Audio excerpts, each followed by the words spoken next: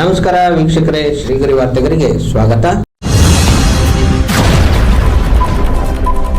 ದಿನಾಂಕ ಆಗಸ್ಟ್ 21, 2026ರಂದು ಇತ್ತೀಚೆಗೆ ಕೆಲವು ದಿನಗಳಿಂದ ತೀವ್ರ ಸಂಕಷ್ಟಕ್ಕೆ ಒಳಗಾಗಿದ್ದ ಮೈಸೂರಿನ ಫುಟ್ಪಾತ್ ವ್ಯಾಪಾರಿಗಳಿಗೆ ಪಾದಾಚಾರಿ ಮಾರ್ಗದ ಶೇಕಡಾ 30ರಷ್ಟು ಜಾಗದಲ್ಲಿ ವ್ಯಾಪಾರ ಮಾಡಿಕೊಳ್ಳಲು ಪ್ರಾದೇಶಿಕ ಆಯುಕ್ತರು ಒಪ್ಪಿಗೆ ನೀಡಿದ್ದಾರೆಂದು ಕೆಪಿಸಿಸಿ ವಕ್ತಾರ ಎಂ ಲಕ್ಷ್ಮಣ್ ತಿಳಿಸಿದರು. ಶುಕ್ರವಾರ ಸುಮಾರು 200ಕ್ಕೂ ಹೆಚ್ಚು ಫುಟ್ಪಾತ್ ವ್ಯಾಪಾರಿಗಳ ಜೊತೆ ಮೈಸೂರು ಮಹಾನಗರ ಪಾಲಿಕೆಯ ಆಡಳಿತಾಧಿಕಾರಿಗಳು ಆದ ಪ್ರಾದೇಶಿಕ ಆಯುಕ್ತರ ಕಚೇರಿಗೆ ಆಗಮಿಸಿದರು. ಅವರು ಮನವಿ ಸಲ್ಲಿಸಿದರು. ಈ ಸಂದರ್ಭದಲ್ಲಿ ಕೆಪಿಸಿಸಿ ಪ್ರಧಾನ ಕಾರ್ಯದರ್ಶಿ ಹಾಗೂ ಕಾಂಗ್ರೆಸ್ ವಕ್ತಾರ ಎಂ ಲಕ್ಷ್ಮಣ್, ಅಜ್ಜಲ್ ಪಾಷಾ, ಅಧ್ಯಕ್ಷರು, ನಗರ ಕಾಂಗ್ರೆಸ್ ಬೀದಿ ಬದಿ ವ್ಯಾಪಾರಿಗಳ ವಿಭಾಗ ಎಂ ಶಿವಣ್ಣ, ಬಸವರಾಜು, ಮಹೇಶ್ ಹಾಗೂ ಮತ್ತಿತರರು ಉಪಸ್ಥಿತರಿದ್ದರು. ಇವತ್ತು ಮಾನ್ಯ ಪ್ರಾದೇಶಿಕ ಆಯುಕ್ತರ ಜೊತೆ, ನಿಮ್ಮ ಮುಖಂಡರುಗಳ ಜೊತೆ ನಾನು ನಮ್ಮ ಕಾಂಗ್ರೆಸ್ನ ಪ್ರಧಾನ ಕಾರ್ಯದರ್ಶಿಗಳಾದ ಶಿವಣ್ಣವರು ಮತ್ತು ನಮ್ಮ ಮಹೇಶ್, ಅಜ್ಮಲ್ ಅವರು ಒಂದು 10 ಜನ ಹೋಗಿ ಭೇಟಿ ಮಾಡಿದ್ದೀವಿ. ಭೇಟಿ ಮಾಡಿ ನಿಮ್ಮ ಸಮಸ್ಯೆಗಳ ಬಗ್ಗೆ ಕೂಲಂಕುಷವಾಗಿ ನಾವು ಮಾತಾಡಿದ್ದೀವಿ. ನಾನು ನೇರವಾಗಿ 4 ಪ್ರಶ್ನೆಗಳನ್ನು ಅವ್ರನ್ನ ಕೇಳಿದ್ದೀನಿ. ಬೀದಿ ಬದಿ ವ್ಯಾಪಾರಿಗಳನ್ನು ತೆರವು ಮಾಡಿಸುವಂಥದ್ದಕ್ಕೆ ನಿಮಗೆ ಸರ್ಕಾರದಿಂದ ಏನಾದರೂ ಆದೇಶ ಇದೆಯಾ? ಎರಡನೇ ಪ್ರಶ್ನೆ, ಸುಪ್ರೀಂ ಕೋರ್ಟ್ ಡೈರೆಕ್ಷನ್ಸ್ ಅಂತ ಹೇಳ್ತೀವಿ. ಸುಪ್ರೀಂ ಕೋರ್ಟ್ ಮೈಸೂರಿಗೆ ಸಂಬಂಧಪಟ್ಟಿರೋ ಹಾಗೆ ಚಿಕ್ಕ ಗಡಿಯಾರ, ಸಯಾಜಿರಾವ್ ರಸ್ತೆ, ಒಲಿಂಪಿಕ್ ರಸ್ತೆ, ಇಲ್ಲ ಇನ್ಯಾವುದೋ ರಸ್ತೆಗಳೆಲ್ಲ ಪೂರ್ತಿ ತೆರವು ಮಾಡಬೇಕು ಅಂತ ಸುಪ್ರೀಂ ಕೋರ್ಟ್ ಏನಾದರೂ ನಿಮಗೆ ಆದೇಶ ಕೊಟ್ಟಿದ್ಯಾ ಅನ್ನುವಂಥ 2 ಪ್ರಶ್ನೆಗಳ ಮುಂದಿಟ್ಕೊಂಡು ನಾನು ಅವರ ಜೊತೆ ವಾದ ಮಂಡನೆ ಮಾಡಿದೆ. ಅವರು ಭಾಳ ಸ್ಪಷ್ಟವಾಗಿ ಹೇಳಿದ್ರು, ನಮಗೆ ಕರ್ನಾಟಕ ರಾಜ್ಯ ಸರ್ಕಾರದಿಂದ ಯಾವುದೇ ಆದೇಶ ಇಲ್ಲ. ಹಿಂದೆ ಇದ್ದಂಥ ಆದೇಶಗಳು, ಹಿಂದೆ ಅಂದರೆ ಯಾವಾಗ ಅಂತ ಗೊತ್ತಿಲ್ಲ. ಸುಪ್ರೀಂ ಕೋರ್ಟ್ ಡೈರೆಕ್ಷನ್ಸ್ ಏನೋ, ಸುಪ್ರೀಂ ಕೋರ್ಟು ಹಿಂದೆನೇ ಫುಟ್ಪಾತ್ಗಳೆಲ್ಲ ಸಾರ್ವಜನಿಕರ ಸ್ವತ್ತು, ಸಾರ್ವಜನಿಕರ ಆಸ್ತಿ, ಪಬ್ಲಿಕ್ ಟ್ರಸ್ಟ್ ಪ್ರಾಪರ್ಟಿ ಅಂತ ಡಿಕ್ಲೇರ್ ಮಾಡಿದೆ ಸುಪ್ರೀಂ ಕೋರ್ಟ್. ಈಗ ರೀಸೆಂಟಾಗಿ ಲಾಸ್ಟು ಅಕ್ಟೋಬರಲ್ಲಿ 2025 ಅಕ್ಟೋಬರ್ ತಿಂಗಳಲ್ಲಿ ಪೂನಾದಲ್ಲೂ ಎಲ್ಲೋ ಒಂದು ಕಡೆ ಒಂದು ಹೆಣ್ಣು ಮಗು ನಡ್ಕೊಂಡು ಹೋಗ್ತಾ ಇರಬೇಕಾದ್ರೆ ಫುಟ್ಪಾತ್ ಜಾಗ ಇಲ್ದಿರೋ ಸಂದರ್ಭದಲ್ಲಿ ರಸ್ತೆಯಲ್ಲಿ ನಡ್ಕೊಂಡು ಹೋಗ್ತಾ ಇರುವಾಗ ಆಕ್ಸಿಡೆಂಟ್ ಆಗಿ ಸತ್ತೋಗ್ಬಿಡುತ್ತೆ. ಅವ್ರ ಪೇರೆಂಟ್ಸ್ಗಳು ಇನ್ಶೂರೆನ್ಸ್ನ ಕ್ಲೈಮ್ ಮಾಡ್ತಾರೆ ಸುಪ್ರೀಂ ಕೋರ್ಟಲ್ಲಿ.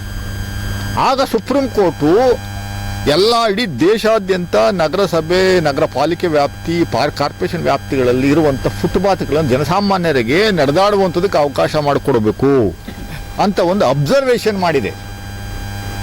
ನಮ್ಮ ಬರೀ ಮೈಸೂರಿಗೆ ಸಂಬಂಧಪಟ್ಟಿದ್ದಲ್ಲ, ಇಡೀ ದೇಶಾದ್ಯಂತ ಮಾಡಿದೆ.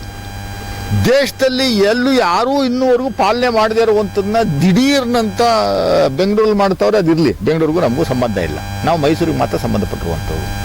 ಮೈಸೂರಲ್ಲಿ ಇದ್ದಕ್ಕಿದ್ದಂಗೆ ಮೈಸೂರು ಮಹಾನಗರ ಪಾಲಿಕೆ ಕಮಿಷನರು ಮತ್ತು ಈಗ ಇವರೇನೇ ಅಡ್ಮಿನಿಸ್ಟ್ರೇಟರ್, ಆಡಳಿತಾಧಿಕಾರಿ. ಯಾಕೆಂದರೆ ಕಾರ್ಪೊರೇಟರ್ಗಳಿಲ್ಲ, ಚುನಾಯಿತ ಪ್ರತಿನಿಧಿಗಳಿಲ್ಲ. ಇದ್ದಕ್ಕಿದ್ದಂಗೆ ಅನೌನ್ಸ್ ಮಾಡಿದ್ರು, 3 ದಿವಸ ಟೈಮ್ ಕೊಟ್ಟರು, ಎಲ್ಲರೂ ಎತ್ತಾಕೊಂಡು ಓಡಿಸುವಂಥ ಕೆಲಸವನ್ನು ಮಾಡ್ತಾ ಇದ್ದಾರೆ. ನಾನು ಏನು ನಿಮ್ಗೆ ಮಾತಾಡ್ತಾ ಇದ್ದೀನಿ, ಇವೆಲ್ಲವನ್ನೂ ಅಲ್ಲಿ ಮಾತಾಡಿದ್ದೀವಿ ನಾವು, ಅದನ್ನು ನಿಮ್ಗೆ ಹೇಳ್ತಾ ಇದ್ದೀನಿ. ನಾನು ಕೇಳಿದೆ, ಆಯಿತು ಸ್ವಾಮಿ, ಮೈಸೂರು ಅವ್ರು ಹೇಳೋದೇನೋ, ಮೈಸೂರು ಪಾರಂಪರಿಕ ನಗರ, ಸುಮಾರು ಜನ ಟೂರಿಸ್ಟ್ಗಳು ಹೊರಗಡೆಯಿಂದ ಬರ್ತಾರೆ. ಆಯಿತು, ಟೂರಿಸ್ಟ್ ಬರ್ತಾರೆ, ಪಾರಂಪರಿಕ ನಗರ ಎಲ್ಲ ಕರೆಕ್ಟು. ರಸ್ತೆ ಬದಿ ವ್ಯಾಪಾರಿಗಳನ್ನು ನೋಡಿ ಟೂರಿಸ್ಟ್ ಬರ್ದೇ ಇರೋ ಥರ ಆಗ್ತದಾ? ನಿಮ್ಮ ಮುಖ ನೋಡಿದ ತಕ್ಷಣ ಟೂರಿಸ್ಟ್ ಬರ್ದೇ ಇರಲ್ವಾ? ಕಳ್ಳರು ಪಳ್ಳರು ಚಿಲ್ಡ್ರು ಸಿಗಾಕೊಂಡು ಅವ್ರು ಬಂದು ಅವ್ರು ಮೋಸ ಮಾಡದೇ ಇರುವಂಥದ್ದು ಆಗಬಾರ್ದು ಅಷ್ಟೇ. ಆ ಕಾನೂನು ವ್ಯವಸ್ಥೆಯನ್ನು ಪೊಲೀಸ್ನವ್ರು ಮಾಡಬೇಕು. ಅದು ಬಿಟ್ಬಿಟ್ಟು ಬಾಳೆಹಣ್ಣು ಮಾರೋರನ್ನ, ಹಣ್ಣು ಮಾರೋರನ್ನ ನೋಡ್ಬಿಟ್ಟು ಟೂರಿಸ್ಟ್ ಬರಲ್ಲ ಅಂತ ಅರ್ಥ ಏನು? ಆಯಿತು ಸ್ವಾಮಿ, ಇಲ್ಲ ನಾವು ಎಲ್ಲ ಕಡೆನೂ ಮಾಡಬೇಕು ಅನ್ನೋದು ಮಾಡಿ.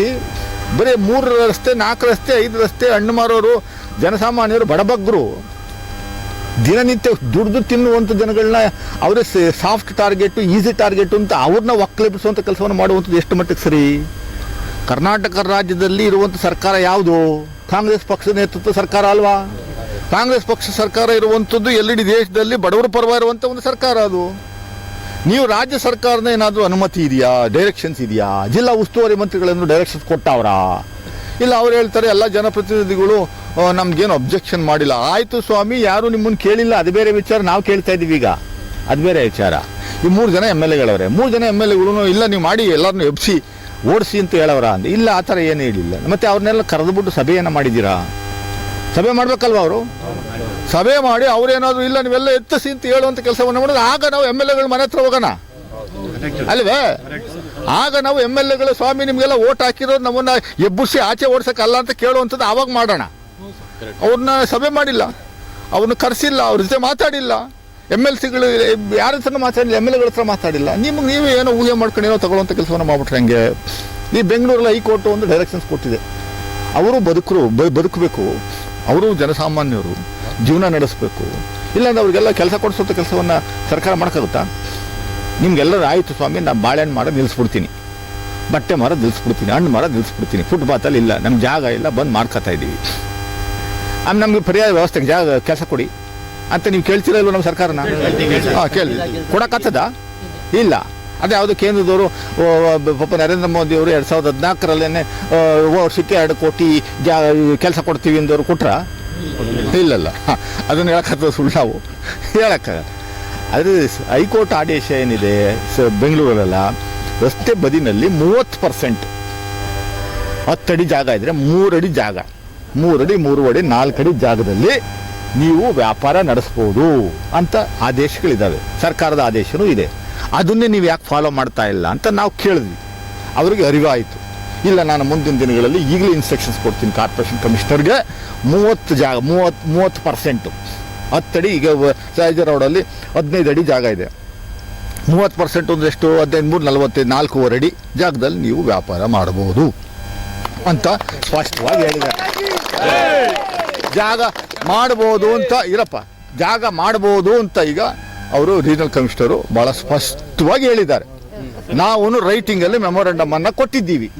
ನಿಮಗೆ ಮತ್ತೆ ಏನೋ ಯಾರಾದರೂ ಸಮಸ್ಯೆ ಮಾಡಿದ್ರೆ ನಿಮ್ಮ ಅಧ್ಯಕ್ಷರು ಅಜ್ಮಲ್, ಇಲ್ಲ ಬಾಪ ಅಜ್ಮಲ್, ನೀನೇ ಇವತ್ತು ಇರಬೇಕು ಬಾಪ.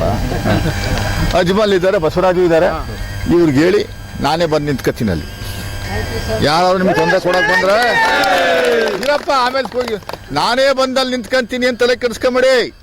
ಇದು ನಮ್ಮ ಸರ್ಕಾರ, ಸಿದ್ದರಾಮಯ್ಯನವರ ಜಿಲ್ಲೆ ಅಲ್ವಾ? ಸಿದ್ದರಾಮಯ್ಯನವರು ಮುಖ್ಯಮಂತ್ರಿಗಳಾಗಿರೋವರೆಗೂ ಯಾರು ನಿಮ್ಮನ್ನು ಅಳ್ಳಾಡಿಸ್ಲಿಲ್ಲ.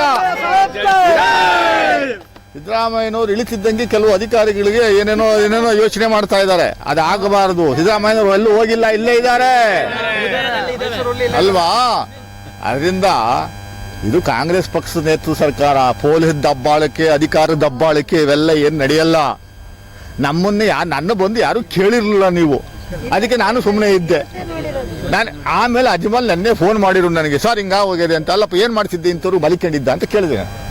ಫೋನಲ್ಲೇ ಕೇಳಿದೆ. ಇಲ್ಲ ಸರ್ ನಾವು ಹಂಗಿದೆ ಹಿಂಗೆ ಸರ್ ಏನೋ ಮಾಡ್ತಾ ನಾಳೆ ನೆನ್ನೆ ಸರ್ ಅಲ್ಲಿ ಮೀಟಿಂಗ್ ಮಾಡೋದು. ಒಂದು ಎಲ್ಲ ರಸ್ತೆಗಳಲ್ಲಿ ಎಲ್ಲೆಲ್ಲಿ ವ್ಯಾಪಾರ ಮಾಡ್ತಾ ಇದ್ದೀರೋ ದಯಮಾಡಿ ನಿಮಗೆ ನಾವು ಇನ್ಸ್ಟ್ರಕ್ಷನ್ಸ್ ಕೊಡುವಂಥದ್ದು. ಅಜ್ಮಲ್ ನೀನು ಹೇಳ್ಬೇಕಪ್ಪ, ಸೀರಿಯಸ್ ಇರಮ್ಮ. ಈಗ 30% 10 ಅಡಿ ಜಾಗ ಇದೆ, ನೀವೇ ಅಳತೆ ಮಾಡ್ಕೊಳ್ಳಿ. 3 ಅಡಿಲಿ ಮಾತ್ರ ಮಾಡಬೇಕು. 7 ಅಡಿ ಜನಗಳಿಗೆ ಪಾದಚಾರಿಗಳಿಗೆ ನಡೆಯುವಂಥದ್ದು ಬಿಟ್ಬಿಡಿ. ಅವ್ರು ಹೇಳ್ತಾರೆ ಕೆಲವು ರೆಸಿಡೆನ್ಸ್ ಅಸೋಸಿಯೇಷನ್ ಅವರು, ಯಾದವಗಿರಿ ಅವೆಲ್ಲ ಯಾದವಗಿರಿ ಅವರೆಲ್ಲ ದೊಡ್ಡ ಸಾಹುಕಾರರುಗಳು. ಅವನಿಗೆ ಕಸ ಕಂಡ್ರೆ ಆಗಲ್ಲ. ಅವನು ಬಂದು ಇಲ್ಲಿ ಒಂದು ಮೆಮೊರಂಡಮ್ ಕೊಟ್ಬಿಟ್ರೆ ಅವ್ರನ್ನೆಲ್ಲ ತಗ್ಸಿ ಅಂತ ತೆಗ್ಸ್ಬಿಡಕ್ಕಾಗ್ತದ? 4 ಫ್ಲೋರ್ ಕಟ್ಕೊಂಡು ಮನೆಗೆ ಮಲಿಕೊಂಡಿರೋರೆಲ್ಲ ಬಂದ್ಬಿಟ್ಟು ಹೇಳೋಕ್ಕಾಗಲ್ಲ. ನೀವು ಹೇಳಬೇಕು, ಪಾದಚಾರಿ ನಾನು ಹೇಳಬೇಕು. ಯಾವನೋ ಒಂದು ಅಸೋಸಿಯೇಷನ್ ಬಂದು ಒಂದು ಮೆಮೊರಂಡಮ್ ಕೊಟ್ಬಿಟ್ಟು ತೆಗಿರಿ ಇವ್ರನ್ನೆಲ್ಲ ಓಡಿಸ್ರಿ ಅಂತ ಮಾಡ್ಬಿಡಕ್ಕಾಗ್ತದ? ಅವನಿಗೆ ಎಷ್ಟು ಧೈರ್ಯ, ಅವನಿಗೆ ಎಷ್ಟು ಹಕ್ಕಿದೆಯೋ ನಿಮಗೂ ಅಷ್ಟೇ ಹಕ್ಕಿದೆ. ಬದುಕುವಂತ ಹಕ್ಕಿದೆ. ಈ ದೇಶದ ನೆಲದ ಪ್ರಜೆಗಳು ನೀವೆಲ್ಲ, ಮುಸ್ಲಿಮ್ಸ್ ಇರ್ಬೋದು, ದಲಿತರು ಇರ್ಬೋದು, ಹಿಂದೂಗಳು ಇರ್ಬೋದು, ಕ್ರಿಶ್ಚಿಯನ್ಸ್ ಇರ್ಬೋದು, ಎಲ್ಲರೂ ಭಾರತ ಮಾತೆಯ ಮಕ್ಕಳು. ನನಗೆ ಎಷ್ಟು ಹಕ್ಕಿದೆಯೋ ನಿಮಗೂ ಅಷ್ಟೇ ಹಕ್ಕಿದೆ. ಇದೇನು ತಲೆ ಕೆಡಿಸ್ಕೊಳ್ಳೋ ಅವಶ್ಯಕತೆ ಇಲ್ಲ. ನೀವು ವ್ಯಾಪಾರ ಮಾಡ್ಕೊಂಡು ಹೋಗಿ. 30% ಅಷ್ಟೇನೆ ಸದ್ಯಕ್ಕೆ. ಆಮೇಲೆ ದಸರಾ ಟೈಮಲ್ಲಿ ಒಂದು ದಸರಾ ನಡೆಯೋ ಸಂದರ್ಭದಲ್ಲಿ ಅಲ್ಲಿ ಬ್ಯಾನ್ ಮಾಡ್ತಾರೆ. ಆವಾಗ ಅದು ವರ್ಷ ಮಾಡ್ತಾರೆ. ಆವಾಗ ಒಬ್ರು ಹಾಕ್ಬೇಡಿ, ಆಯ್ತಾ? ಆಮೇಲೆ ಇನ್ನೊಂದು ಕಂಪ್ಲೇಂಟ್ ಅವ್ರದ್ದು, ಅವ್ರಿಗೆ ಬಂದಿರುವಂತ ಮಾಹಿತಿ ಅವ್ರು ಹೇಳ್ತಾ ಇಲ್ಲ. ಅವ್ರು ನನಗೆ ಬಂದಿರೋ ಮಾಹಿತಿ ಪ್ರಕಾರ ಒಬ್ಬೊಬ್ಬ 20 ಅಂಗಡಿ ಇಟ್ಟಿಸ್ಕೊಂಡವನೇ. ಒಬ್ಬ ಓನರ್ ತರ 20 ಹಣ್ಣು ಮಾರೋರಿಗೆ 20 ಅವ್ರಿಗೆ ಬಾಡಿ ಆ ಜಾಗನ ಬಾಡಿಗೆ ಕೊಟ್ಟೋ ಥರ ಮಾಡ್ಕೊಂಡು ದುಡ್ಡು ವಸೂಲಿ ಮಾಡ್ತಾವ್ರೆ ಅಂತ. ಅಂಥವು ಯಾರನ್ನ 1 2 ಇದ್ರೆ ದಯಮಾಡಿ ಹೇಳಿ. ಅಂಥವು ಆ ಥರ ಏನೋ ಮಾಡಕ್ಕೆ ಹೋಗ್ಬೇಡಿ. ಇಲ್ಲ ನೀವು ಯಜಮಾನ್ ಹೇಳಿದ್ರು ಆ ಥರ ಇಲ್ಲ ಸರ್ ಅವೆಲ್ಲ ಸುಳ್ಳು ಅಂತ ಹೇಳಿದ್ರು. ಅವೆಲ್ಲ ಏನೂ ಇಲ್ಲ. ಆ ಥರ ಇದ್ರೆ ನೋಡ್ಕೊಳ್ಳಿ ಅಷ್ಟೇ. ನೀವೇ ನೋಡ್ಕೊಳ್ಳಿ. ಜಾಗ ನೀವೇ ನೋಡ್ಕೊಳ್ಳಿ.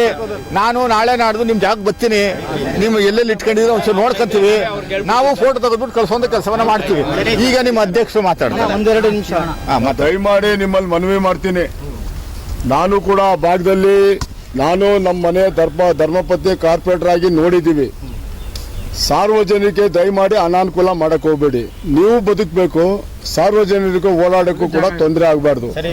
ನೀವು ನಾನು ನೋಡಿದ್ದೀನಿ, ಅಲ್ಲಿ ಸಮಸ್ಯೆನೂ ನೋಡಿದ್ದೀನಿ. ನಾನು ಸಮಸ್ಯೆ ಯಾವ ತರ ಕೆಲವ್ರು ಯಾರೋ ನಿಮ್ಮಲ್ಲಿ ಕೆಲವ್ರು ಮಾಡೋದು ನಿಮ್ಗೆಲ್ಲ ಅದ್ರ ಮೇಲೆ ನಿಮ್ಮ ಮೇಲೆ ಕೆಟ್ಟ ಹೆಸರು ಬರ್ತಾ ಇದೆ. ನಾನು ನಮ್ಮ 35 ವರ್ಷದಿಂದ ನೋಡ್ತಾ ಇದ್ದೀನಿ. ಟೌನ್ 95ನೇ ಇಸ್ವಿಯಿಂದ 96 ಕಾರ್ಪೊರೇಟರ್ ಹಾಕಿದೆ, ಇಲ್ಲಿ ತನಕ ನೋಡ್ತಾ ಇದ್ದೀನಿ. ನೀವು ದಯಮಾಡಿ ಇವತ್ತು ಏನು ಲಕ್ಷ್ಮಣ್ ಅವ್ರು ಬಂದು ಇವತ್ತು ನಮ್ಮ ಕಾಂಗ್ರೆಸ್ ಪಕ್ಷದ ವತಿಯಿಂದ ಅವ್ರು ಮನವಿ ಕೊಟ್ಟು ಅವ್ರು ಏನು ಇವತ್ತು ನಿಮಗೆ ಒಂದು ಒಳ್ಳೇದು ಮಾಡಬೇಕು ಅಂತ ಅಧಿಕಾರಿಗಳು ಎಲ್ಲ ತೀರ್ಮಾನ ಮಾಡ್ತಾರೆ. ನೀವು ಆ ರೇಂಜಲ್ಲೇ ಇರಬೇಕು. ಯಾಕೆ ಅಂದ್ರೆ ಹೇಳ್ತೀನಿ ಕೇಳಿ, ನಾವು ನೇರವಾಗಿ ಹೇಳ್ತೀನಿ. ನೀವು SR ರೋಡಲ್ಲಿ SR ರೋಡಲ್ಲಿ ಇಬ್ರು ಹೆಂಗಸರು ಮಕ್ಕಳು ಓಡಾಡಕ್ಕೆ ಆಯ್ಕಿಲ್ಲ. ನಾನೇ ಎದುರುಗಡೆ ಕಾಡೇನ ಅಂಗಡಿ ಬಟ್ಟೆ ತಗೊಬರ್ಬೇಕಾದ್ರೆ ನಾನು ಒಂದು ರೌಂಡ್ ಸುತ್ಕೊಂಡ್ಬಂದು ಬಟ್ಟೆ ತಗೊಳಕ್ ಬರ್ತೀನಿ. ದಯಮಾಡಿ ಮುಂದೆ ಆ ರೀತಿ ಮಾಡಿದ್ರೆ ಅವ್ರ ಸಂಪೂರ್ಣ ನೀವು ಯಾರು ಒಬ್ರು ಇಬ್ರು 3 ಜನ ಮಾಡಿದ್ರೆ ನಿಮ್ಮನ್ನ ಕಂಪೌಂಡ್ನ ತೆಗೆದಾಕ್ತಾರೆ ಅವರು. ನೀವು ಏನು ಕೊಟ್ಟಿದ್ದಾರೆ ಇವತ್ತು 3 ಅಡಿ 4 ಅಡಿ 3 ಹಿಂದೇನೂ ಅಷ್ಟೇ. ನಾವು ಟೌನ್ ಹಾಲ್ ಕಮಿಟಿ ಚೇರ್ಮನ್ ಆಗಿದ್ದಾಗ ಇದೇ ತರ ಸಮಸ್ಯೆಯಾಗಿ ರೋಷನ್ ಬೇಗ್ ಅವತ್ತು ಹೋಮ್ ಮಿನಿಸ್ಟರ್ ಆಗಿದ್ರು, ಸಿದ್ದರಾಮಯ್ಯ ಸಾಹೇಬ್ರು ಡೆಪ್ಟಿ CM ಆಗಿದ್ರು, ನಾನು ಏರಿಯಾ ಕಾರ್ಪೊರೇಟರ್ ಆಗಿದೆ. ಟೌನ್ ಹಾಲ್ ಹತ್ರ 3 ಅಡಿ 4 ಅಡಿ 3 ಅಡಿ 4 ಅಡಿ ತಂದು 65 ಜನಕ್ಕೆ ನಾವು ವ್ಯವಸ್ಥೆ ಮಾಡಿ ಟೇಬಲ್ ತರ ಮಾಡಿ ಕೊಟ್ಟು ಕುಕ್ ಮಾಡಿಸಿದೀವಿ. ನೀವು ಸುಮ್ಮನೆ ಇಲ್ಲಿ ಒಪ್ಕೊಂಡೋಗೋದು ಸಮಸ್ಯೆ ಮಾಡೋದು, ನಾಳೆ ಅವ್ರು ಬಂದು ನಿಂತು ಸಹಾಯ ಮಾಡಿರೋರಿಗೆ ಅಧಿಕಾರಿಗಳು ನಾಳೆ ಅವ್ರನ್ನ ಕಿಂಡಲ್ ಮಾಡಬಾರ್ದು. ದಯಮಾಡಿ ಏನ್ ರೇಂಜ್ ಕೊಟ್ಟಿದ್ದಾರೆ ಆ ರೇಂಜ್ ಒಳಗಿರ್ಬೇಕು. ರೇಂಜ್ ಒಳಗೆ ನೀವು ಇರ್ಲಿಲ್ಲ ಅಂದ್ರೆ ಪೊಲೀಸರು ಅವ್ರು ಏನ್ ಕೆಲಸ ಮಾಡ್ಬೇಕು ಅವ್ರು ಮಾಡ್ತಾರೆ. ಜೈ ಕರ್ನಾಟಕ. ಇವತ್ತು ಜೈ ಬೀದಿ ಬದಿ ವ್ಯಾಪಾರಿಗಳು, ಜೈ ಬೀದಿ ಬದಿ ವ್ಯಾಪಾರಿಗಳು. ನಿನ್ನೆಯಿಂದ ನಮ್ಮ ಡಿಪ್ಯೂಟೆಡ್ ಮೈಸೂರು ಮತ್ತು ಕೊಡಗು MP ಲಕ್ಷ್ಮಣ್ ಸಾರ್ ಅವರು, ಆಮೇಲೆ ನಮ್ಮ ಮಾಜಿ ಕಾರ್ಪೊರೇಟರ್ ಶಿವಣ್ಣ ಸಾರ್ ಅವರು ಎಲ್ಲ ನಿನ್ನೆಯಿಂದ ಇವತ್ತು ಎಲ್ಲ ಇಲ್ಲಿ ಕಮಿಷನರ್ ಸಾಹೇಬರು ಅವ್ರಿಗೆ ಇಲ್ಲಿ ಬಂದು ಇವತ್ತು ಏನು ನಮ್ಮ ಬೀದಿ ಬದಿಗೆ ನ್ಯಾಯ ಕೊಡಿಸ್ಬೇಕು ಅಂತ ಕೆಲಸ ಮಾಡಬೇಕು. ಅದು ಇವತ್ತು ನಮ್ಮ ಲಕ್ಷ್ಮಣ್ ಸಾರ್ ಅವರು ಮತ್ತು ಶಿವಣ್ಣ ಸಾರ್ ಅವರೆಲ್ಲ ಬಂದು ನಮಗೆ ಮಾಡಿಕೊಟ್ಟವ್ರೆ. ದಯವಿಟ್ಟು ನಾನು ಏನು ಹೇಳ್ತಾ ಇರೋದು ಅಂದರೆ, ಒಂದು ಸೈಡು ಯಾವ ಬೀದಿ ಇರಲಿ, ಯಾವುದೋ ಸ್ಟ್ರೀಟ್ ವೆಂಡರ್ಸ್ ಇರಲಿ, ಒಂದೇ ಸೈಡ್ ಮಡಿಕೋಬೇಕು. ಒಂದೇ ಸೈಡ್, 2 ಸೈಡ್ ಯಾರು ಮಡಿಗಬೇಡಿ. ಒಂದು ಸೈಡ್ ಮಡಿಗೆ 30% ಇಲ್ಲಿ ಮಡಿಕೊಂಡೆ ಫುಟ್ಪಾತ್ ಅಲ್ಲಿ ಒಂದು ಸೈಡ್ ಅಂತ ಅಲ್ಲ, ಅಲ್ಲೂ ಮಾಡ್ಕೊಬಹುದು. ಒಂದ್ ಸೈಡ್ ಮಾಡ್ಕೊಳ್ಳಿ. ಈ ಸೈಡ್ ಅಲ್ಲಿ ಯಾರು ಮಾಡಬೇಡಿ ದಯವಿಟ್ಟು. ಇನ್ನೊಂದು ಏನ್ ಬಂದಿದೆ ಅಂದ್ರೆ ಎಲ್ಲಾರ್ದು 30 ಅಂಗಡಿ ಇದೆ, 10 ಅಂಗಡಿ ಐತೆ ಅಂತ ನಮ್ಗೆ ಇವಾಗ ಗಮನಕ್ಕೆ ಬಂತು. ಅದಕ್ಕೆ ನಾನೇನು ಹೇಳಿದೆ, ಆ ಥರ ಯಾರು ಮಡಿಕೊಂಡಿಲ್ಲ ಸರ್ ಅಂತ ಹೇಳಿದೆ. ಅದಕ್ಕೆ ನೀವು ಏನು ಮಾಡಬೇಕು ಅಂದರೆ ದಯವಿಟ್ಟು ನೀವೇ ಆಗಿ ಯಾರ್ಯಾರ್ದು 2 3 ಅಂಗಡಿ ಐತೆ ಅವರು ಇದು ಮಾಡಿಸಿ ಬೇರೆಯವ್ರಿಗೆ ಅವಕಾಶ ಮಾಡಿಕೊಡಿ.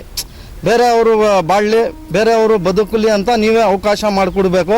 ದಯವಿಟ್ಟು ಯಾರು ಈ ಥರ ಇದು ಮಾಡ್ಕೋಬೇಡಿ. 30% ಮಡಿಕೊಂಡು ಕೆಲಸ ಮಾಡ್ಕೊಂಡು ಹೋಗಿ.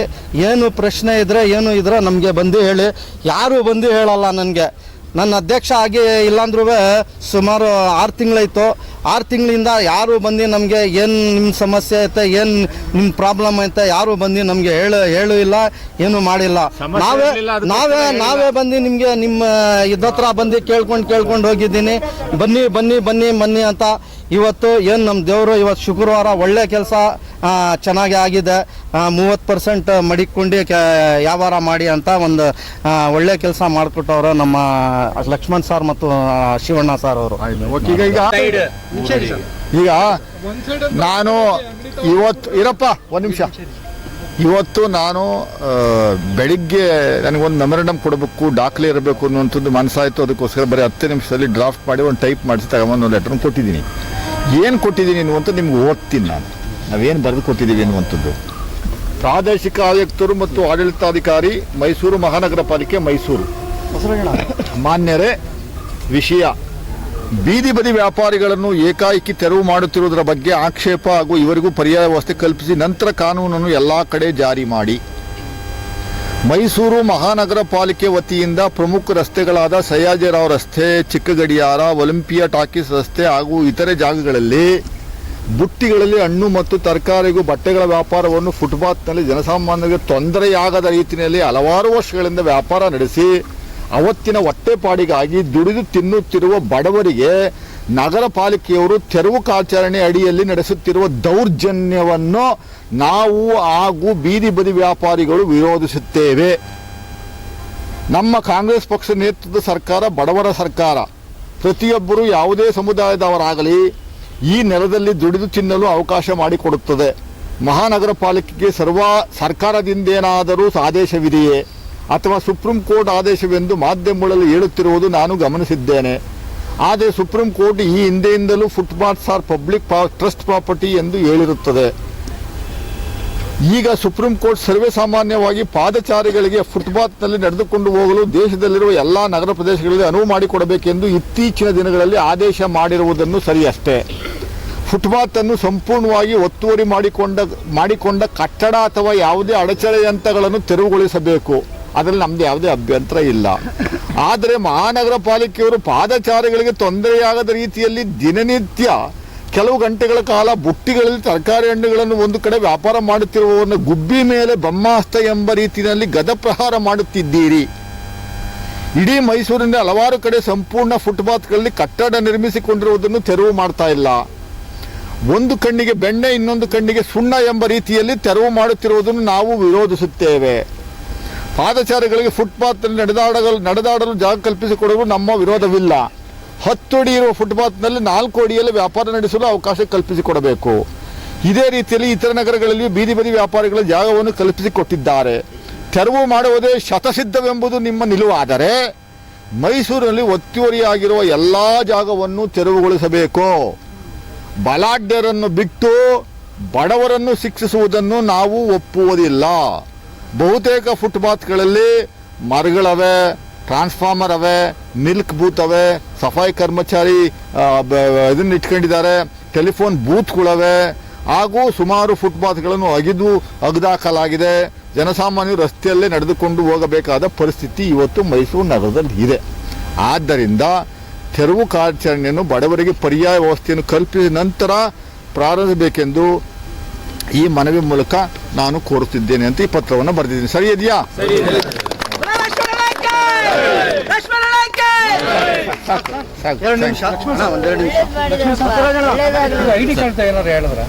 ಹೇಳಿದೆ ಐಡಿ ಕಾರ್ಡ್ ಕೊಟ್ಟಿದ್ದಾರೆ. ನಾವು ನೋಡಿ ಒಂದೊಂದು ₹1,000 ಕಲೆಕ್ಟ್ ಮಾಡಿ ರೆಸಿಪ್ಟ್ ಕೊಟ್ಟಿದ್ದಾರೆ. ಐಡಿ ಕಾರ್ಡು ಕೊಟ್ಟಿದ್ದಾರೆ. ಕಾರ್ಪೊರೇಷನ್ ಕೊಟ್ಟಿದ್ದಾರೆ. ಆ ಜಾಗದಲ್ಲಿ ಕೆಲಸ ನೀವು ವ್ಯಾಪಾರ ಮಾಡ್ಕೊಬೋದು ಅಂತ. ನೋಡಿ ಇಲ್ಲೇ ಇದೆ ಐಡಿ ಕಾರ್ಡು. ಇಂಥ ಐಡಿ ಕಾರ್ಡ್ಗಳನ್ನು ಕೊಟ್ಟು ನೀವೇ ತಿರ್ಗಾ ಅವ್ರನ್ನ ಏಕಾಏಕಿ ಯಾವುದೇ ಏನು ಇಲ್ಲದೆ ನೆನ್ನೆ ತೆರವುಗೊಳಿಸ್ತಾರೋ ಅಂತೂ ಸರಿಯಿಲ್ಲ ಅಂತ ಹೇಳಿದ್ಮೇಲೆ ಪಾಪ ನಮ್ಮ ರೀಜನಲ್ ಕಮಿಷನರ್ ಅವರು ಜನಸಾಮಾನ್ಯರ ಪರವಾಗಿರುವಂಥ ಒಬ್ಬ ಅಧಿಕಾರಿ, ಅವ್ರಿಗೆ ನಾವು ನಿಮ್ಮೆಲ್ಲರ ಪರವಾಗಿ ನಾವೆಲ್ಲರೂ ಸೇರಿ ಅವರಿಗೆ ಅಭಿನಂದನೆಗಳನ್ನು ಹೇಳೋಣ.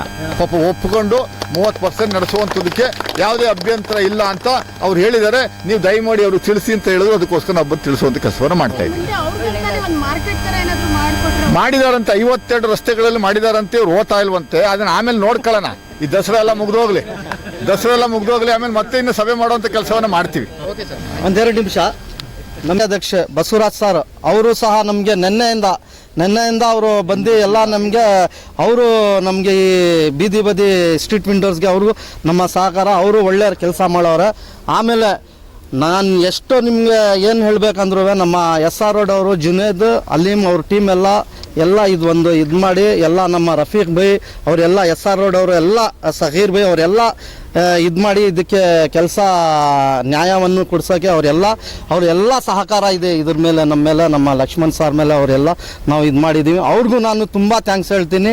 ನಮ್ಮ SR ರೋಡಲ್ಲಿ ವಸೀಮ್ ಅವರೇ, ಅವ್ರಿಗೂ ಥ್ಯಾಂಕ್ಸ್ ಹೇಳ್ತೀನಿ. ಎಲ್ರಿಗೂ ಖುಷಿ ಆಯ್ತಾ ಅಣ್ಣ? ಎಲ್ರಿಗೂ ಖುಷಿ ಆಯ್ತಾ? ಲಕ್ಷ್ಮಣ್ ಸರ್ಗೆ ಜೈ ಅಂತೇಳಿ. ಹಾಗೆ ಇದೇ ಖುಷಿನ ಯಾವುದೇ ಥರ ಬೀದಿ ಬದಿ ವ್ಯಾಪಾರಿಗಳು ಎಲ್ಲ ಥರದವ್ರು ಇದ್ದಾರೆ, ಎಲ್ಲ ಥರ ವ್ಯಾಪಾರ ಮಾಡೋರು ಇದ್ದೀರಾ. ಎಲ್ರಿಗೂ ನಾನು ಮನವಿ ಮಾಡ್ಕೊಳ್ಳೋದು ಒಂದೇ, ಇದೊಂದಕ್ಕೆ ಮಾತ್ರ ಸ್ಪಂದಿಸೋದಲ್ಲ.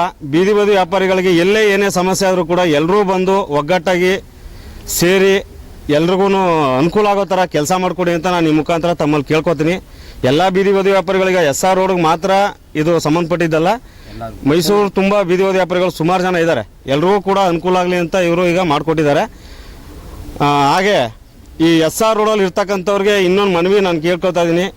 ಯಾರ್ಯಾರು 10 ಅಂಗಡಿ 5 ಅಂಗಡಿ ಈ ಥರದ್ದು ಇದೆ, ದಯವಿಟ್ಟು ಅವರು ಬೇರೆಯವ್ರಿಗೆ ವ್ಯಾಪಾರ ಮಾಡೋಕ್ಕೆ ಅವಕಾಶ ಮಾಡಿಕೊಡಿ. ಒಂದೊಂದು ಅಂಗಡಿಗಳಿಗೆ ಸೀಮಿತರಾಗಿ, ಅದು ದೊಡ್ಡ ಬಿಸ್ನೆಸ್ ಆಗಲಿ ಸಣ್ಣ ಬಿಸ್ನೆಸ್ ಆಗಲಿ, ಪುಟ್ಟದಾಗಲಿ ದೊಡ್ಡದಾಗಲಿ ಚಿಕ್ಕದಾಗಲಿ ಯಾವುದೇ ಆದರೂ ಸರಿ ಚಿಕ್ಕದಾಗಿ ಮಾಡಿಕೊಂಡು ಚೊಕ್ಕವಾಗಿ ಬಿಸ್ನೆಸ್ ಮಾಡ್ಕೊಳ್ಳಿ. ಯಾರು ಏನು ತೊಂದರೆ ಕೊಡಲ್ಲ. ಈಗ ಎಲ್ಲದಕ್ಕೂ ಪರ್ಮಿಷನ್ ಕೊಡಿಸಿದ್ದಾರೆ. ಈ ಮುಖಾಂತರ ತಮ್ಮಲ್ಲಿ ಕೇಳ್ಕೊತಾ ಇದ್ದೀನಿ, ಈ ಕಸ್ಟಮರ್ಗಳಿಗೆ ಬಂದವ್ರಿಗೆ ಹೋದವ್ರಿಗೆ ಯಾರಿಗೂ ಕೆಟ್ಟದಾಗಿ ಮಾತಾಡೋದಾಗಲಿ ಇನ್ನೊಂದು ಮಾಡೋದಾಗಲಿ ಮಾಡಬೇಡಿ. SR ರೋಡಲ್ಲಿ ಅದೊಂದು ಕಂಪ್ಲೇಂಟ್ ಇದೆ ಅಂತ ಸುಮಾರು ಸಲ ಈಗ TVC ಮೀಟಿಂಗಲ್ಲೂ ಕೂಡ ಅದು ಚರ್ಚೆ ಆಗಿದೆ. SR ರೋಡಲ್ಲಿ ಯಾರಿಗೂ ಮರ್ಯಾದೆನೇ ಕೊಡಲ್ಲ, ಬೀದಿ ಬದಿ ವ್ಯಾಪಾರಿಗಳು ಈ ಥರ ತೊಂದರೆ ಕೊಡ್ತಾರೆ ಅಂತ ಇದೆ. ಅದನ್ನ ಆಗಬಾರ್ದು. ಇನ್ಮೇಲೆ ಆಗದಂಗೆ ದಯವಿಟ್ಟು ಎಲ್ಲರೂ ಸಹಕಾರ ಮಾಡಿ ವ್ಯಾಪಾರ ಮಾಡ್ಕೊಂಡು ಹೋಗಿ ಅಂತ ನಾನು ಕೇಳ್ಕೊತೀನಿ. ಮತ್ತೆ ಮುಂದಿನ ವಾರ್ತೆಗರಿಯಲ್ಲಿ ಭೇಟಿಯಾಗೋಣ. ಶ್ರೀಗರಿ, ನಿಮ್ಮ ಮನದಾಳದ ಗರಿ.